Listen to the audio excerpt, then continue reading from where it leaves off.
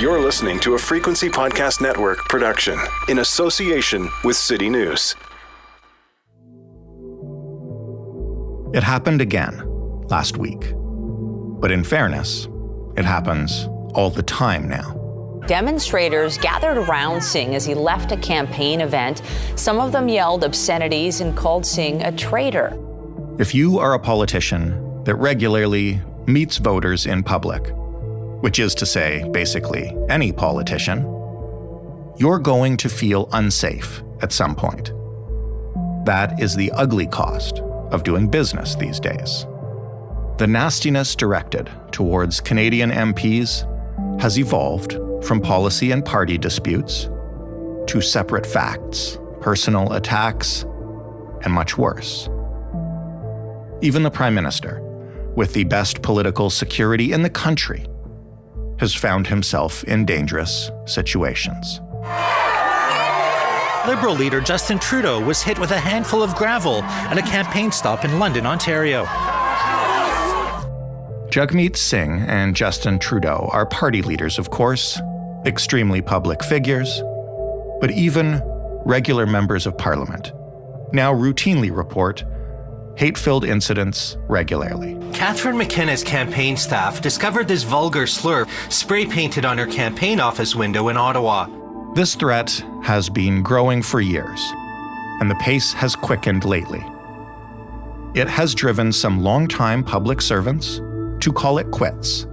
And if it has done that, then it is likely preventing some would-be public servants from ever running for office in the first place. So how did our politics get so nasty? And what can we do about it before someone gets hurt? I'm Jordan Heath-Rawlings. This is The Big Story. Stephen Maher is an award-winning Canadian journalist, a novelist, a Harvard Nieman Fellow, and a contributing author to the Centre for International Governance Innovation. He wrote about this strain of nastiness in The Walrus. Hi, Stephen. Good morning. Why don't you begin maybe by just telling me about Scott Simms to start with? Who is he and how did he end up walking away from Canadian politics? So Scott Simms is the former member of Parliament for an area of central Newfoundland. He's somebody who I got to know in Ottawa beginning around 2004 while I was in the press gallery and he was a new MP. He is an affable and likable character with that quality that in particular, a lot of Newfoundlanders have, in my experience, of not taking himself too seriously. Right. The former weatherman and easygoing guy, likes to make, jokes about it at his own expense, and was sort of a popular person on Parliament Hill with a reputation as being a constituency MP. So when there were policies of the Liberal government that he disagreed with, he would make a point of speaking out.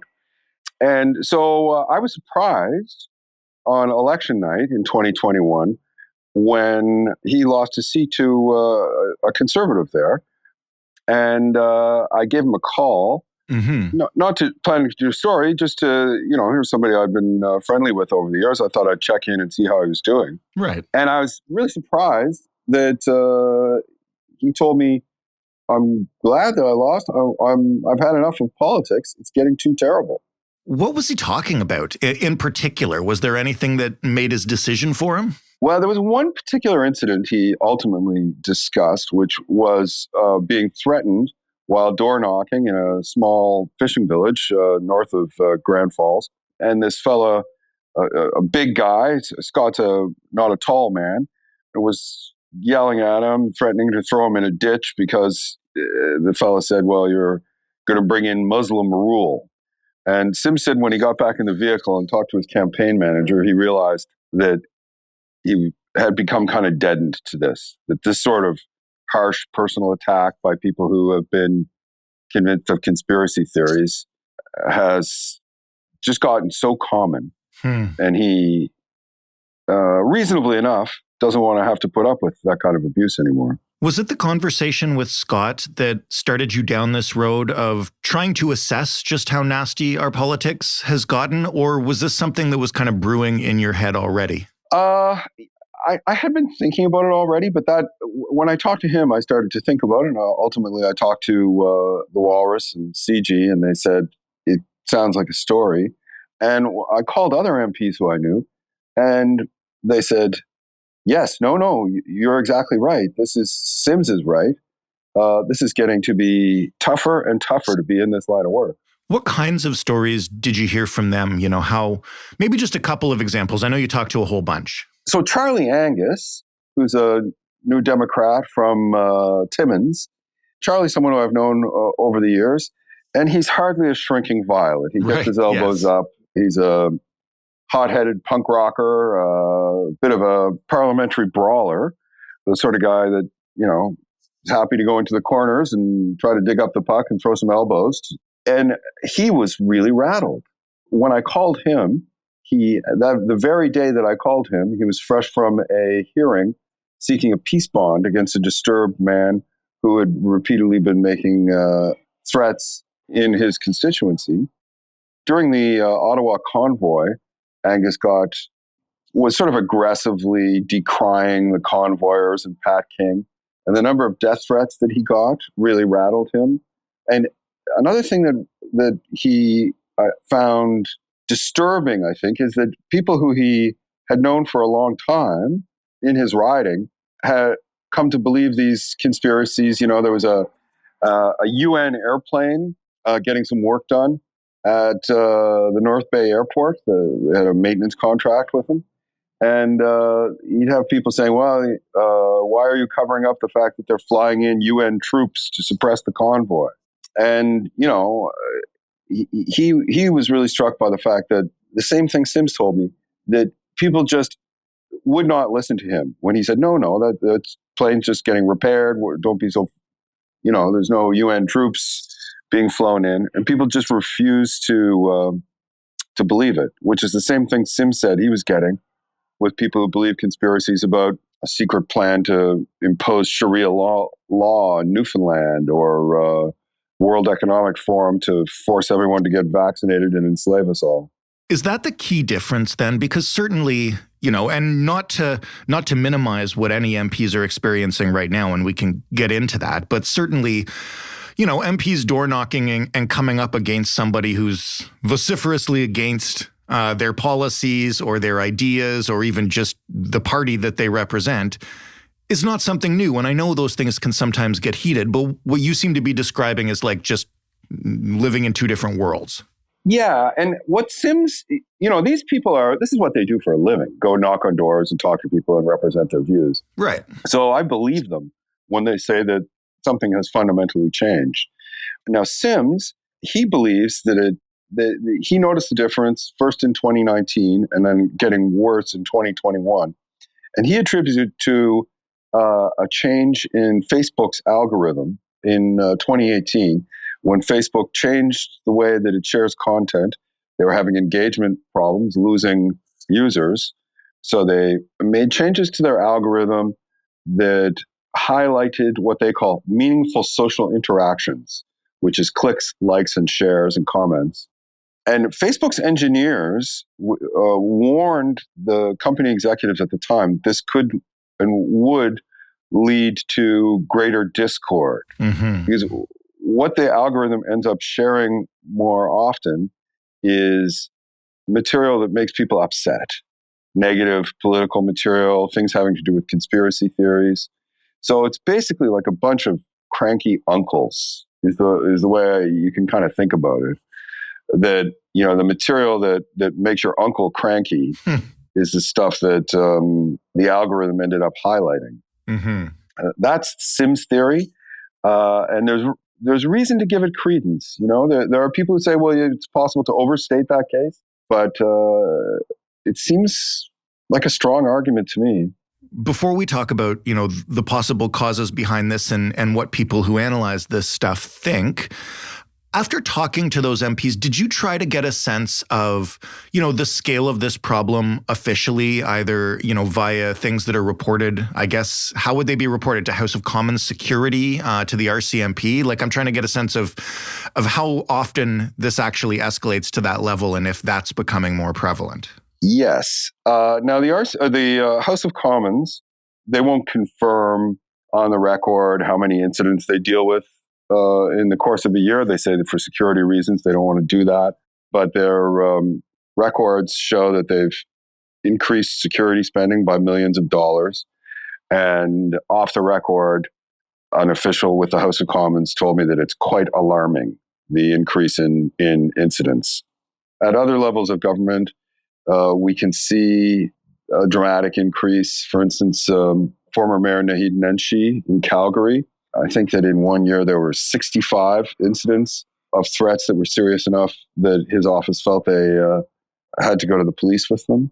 And then there's a lot of anecdotal evidence that fits the same pattern. When you ran the algorithm theory by communication specialists, what did they think of that? Because these things don't come from nowhere. In order for Facebook to ramp up engagement on a certain topic, that topic already has to be circulating to some degree, right? Yes. Well, and there's sort of two views.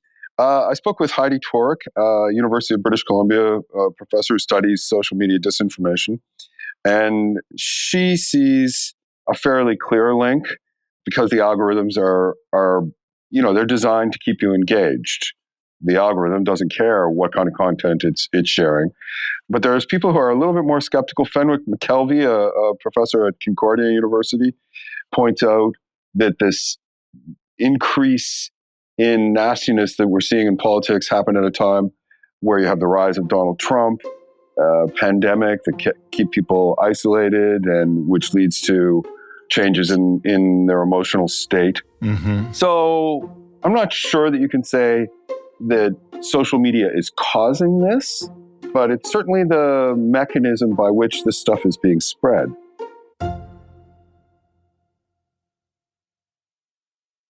How much of this is also a case, as it so often is, of Canadian politics catching up to where American politics has already gone?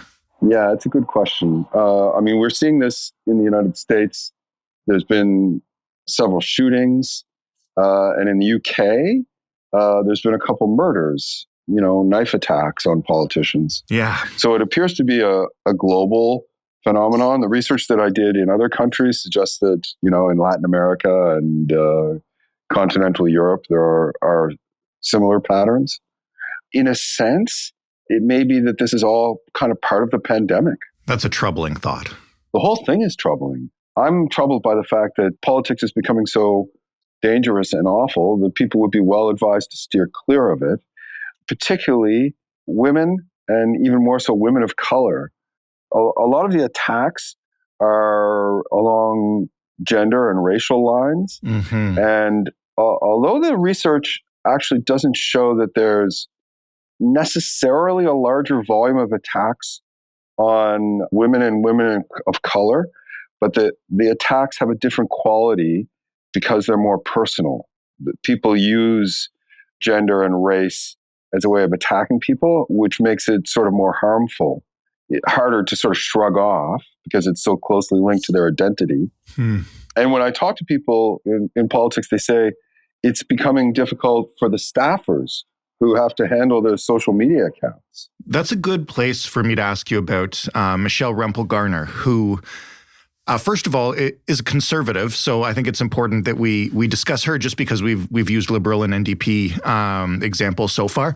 But also, most importantly, she's been dealing with this kind of stuff since long before I think most MPs were. You talked to her about it. What has she seen over the past several years in terms of how this has evolved, I guess? Well, it's been very difficult for her. She's a high-profile spokeswoman for a party. She is a conservative, and she's strongly pro-oil and gas industry, for instance, and often one of the most effective and challenging critics of the Liberal government.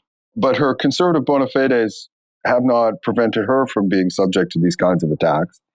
She attended years ago one of the World Economic Forum events in Davos, and the conspiracy theorists who have this outlandish theory that the World Economic forum is pulling strings behind the scenes to manipulate events around the world. Right. They've seized on her as a member of this non-existent conspiracy, and they look for opportunities to confront her in person. She's been told that there's a Telegram group, which is a encrypted app that these conspiracists use to try to find out, to track her movements. There's a video online posted by one of these conspiracists showing him interrupting Rempel while she was out having dinner with her husband. So it's become quite a serious threat to her. She's apprehensive about moving around her constituency, and she can't schedule public events because she knows she'll be confronted by troubled conspiracists. So let's talk practically then. What kind of security typically exists for MPs and I guess for candidates too at this point, since it happens during the election? And is it changing to keep up with the evolving nature of these threats? So the House of Commons is reluctant to talk in detail, and the MPs who I spoke to don't want to speak in detail. I mean, it makes sense. Yeah, but they have been provided with sort of panic button apps, I believe, on their phones. Some of the MPs who I spoke with have had to have police protection. They're not always satisfied with the kind of responses they get from officials. For instance, Catherine McKenna, former environment minister, who was subject to just an enormous quantity of sexist, hateful attacks online. Yeah. She told me that at one point, an official with a role in protecting her, she didn't want to say exactly who, said, well, you shouldn't be online. That's how you'll have to avoid this. So that it's not entirely clear that the people who should be seized with this have thought about it carefully enough. Because you can't be an effective politician now without being on the internet. That was the same answer, that way back in, 2012, 2013, that people were giving to women harassed during Gamergate or whatever. And those were ordinary women. And now we're giving that advice to our female politicians. Yeah. Not great. No. Angus does not think that the House of Commons is doing enough. He thought that they should have provided more support. His threatening situation was happening in his riding, which is hundreds of kilometers from Ottawa, and it's a jurisdictional matter for the local police. And, his view is that the people with the expertise for handling this kind of thing ought to be playing a bigger role in helping local police forces. Mm-hmm. Now the Commons does point to millions in new spending, and they are doing things. Whether they're doing enough, I don't know. What about in the bigger picture? Are there any potential pieces of legislation or anything like that could curb this? We talked about the algorithm. Is there social media legislation pending? Could we tighten harassment laws? Like, that's the kind of stuff that MPs can theoretically control to protect themselves, right? The Liberals had some legislation in the process that kind of got blocked by typical minority politics. That legislation has mostly not had good reviews from the experts. They seem to have taken the wrong approach. They've recently brought in a panel of experts to advise them, including actually Professor Torek, who I mentioned earlier. So there's reason to think that they may be going to try to do something. Also because of the governing arrangement, the supply agreement between the Liberals and the NDP, there's the prospect of more progress at the legislative level than there was in the last parliament. My last question is about how much of this comes down to an awful but kind of logical extension of the kind of partisan attacks we already see coming from these MPs and politicians. I'm thinking, looking around the Conservative leadership race right now, which is full of these kind of attacks. And I believe, in fact, Pierre Poilievre had to answer questions about his previous visit to Davos in light of one of these conspiracy theories. So, how much of this are MPs contributing to with their own partisanship? It's interesting. I think, by the way, that Pierre Poilievre says that he has not been to Davos, and the fact that he would say that and go to the trouble of pointing that out, it shows that when he's confronted by people who believe these conspiracy theories, he doesn't say, that's nonsense, your theory is ridiculous. He says, I'm not part of it. Right. If you read between the lines. So I'm disturbed by that, frankly, that there's a number of conspiracy theories that our MPs could do more to talk down. But I've been covering politics for a long time, and there's a quote from H.L. Mencken I often think about, which is, if a politician discovers that he has cannibals in his constituency, he'll offer them missionaries for dinner.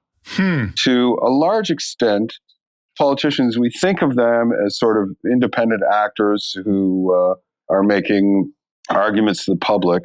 But to a large extent, they're sort of creatures of their supporters. If they want to get elected, they will reflect what they think will help them do that. So in a sense, they're kind of powerless, in my view. They can make personal choices. So it's not to say that they don't have agency, but systemically, they are going to behave in the way that they think will help them connect with their supporters and get reelected. So I don't think that we are going to see a shift in leadership from them. It may be that this is getting so nasty that some of them will say, well, let's dial this down a little bit. But I don't think that the change is going to come from their behavior.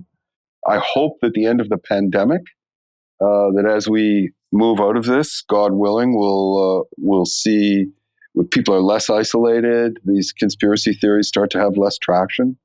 I hope that we're sort of organically move away from this stuff. But we're so influenced by the United States now, by the cultural dynamic there, and it just seems to be getting more intense and worse there. So we ended up at a place after this conversation where politics is getting nastier because Canada is getting nastier. Canada is getting nastier because the states and the world are getting nastier. It all feels like a force beyond our control, really. I think that's right. I think this is the spirit of the age, and it's and I believe that it does have a lot to do with social media and the internet. Mm-hmm. That I used to live as a young man. I lived in the area where Scott Sims represented, working for the local paper, the Grand Falls Advertiser. And when I lived there, that was the sort of central media institution of that community, and it was a pretty good little community paper, place where people would learn about what was happening in their community. It closed in 2018, and now all of the people who used to share a common institution now all are in echo chambers of their own algorithmic construction.